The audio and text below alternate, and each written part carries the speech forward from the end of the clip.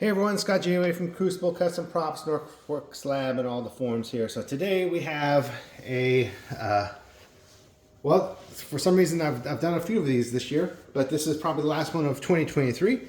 So this is the DH18 Rebel Blaster. Oh no, wait, is that right? DH18? DH17? I don't know. It's the Rebel Blaster. It's always hard for me to remember the designations of these things for some reason. Because I just call them the character, whatever character that gets to use them. So anyway, this is the A New Hope Rebel Blaster. This is the Blaster Factory kit. Super cool. This is one of my favorite blasters. Just super cool. Look at it. It's just awesome. It's just a cool thing. It's just a cool kit. Just a cool looking prop overall. And the kit is great. Got the replica single point scope. Got the Sterling-ish sort of main gun. Got the turntable parts, the bent rod, the chips, the wire, the Imperial disc or the pulley from the turntable, and the super cool front muzzle device thing. Got a working trigger, so that's nice. The selector does work, but the Imperial disc is kind of in the way, so you can't go to full auto on it. But anyway, yeah, everything's there. Super cool. This is definitely worth picking one up. Nothing really difficult about making it as far as getting the right adhesive so these things don't just snap off. So got some good adhesives on there so nothing's going to fall off. Bending that wire.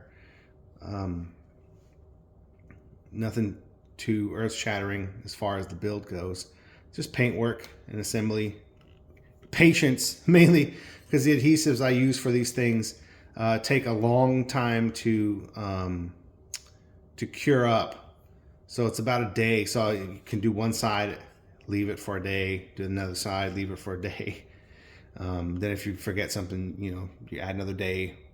But yeah, anyway, it's a pretty cool kit.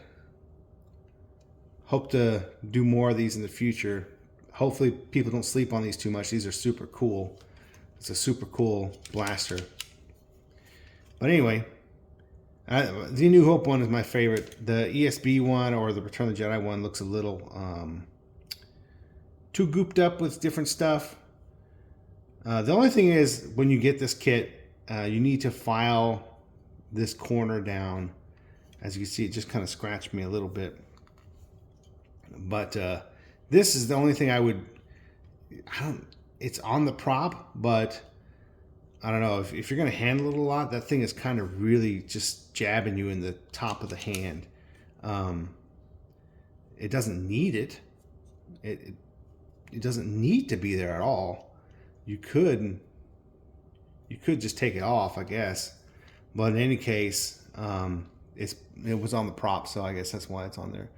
But it does, if you're going to handle it a lot, I would probably take that sucker off because that thing just jabs in your hand. Even filed, it takes away the sharp edges, but it does suck, as you can kind of see my hand. It just briefly, it just digs in a bit. Not comfortable. Otherwise, this thing would be super comfortable because this grip is great. The Sterling grip is just great. But anyway, super cool blaster. That's it. Thanks for watching.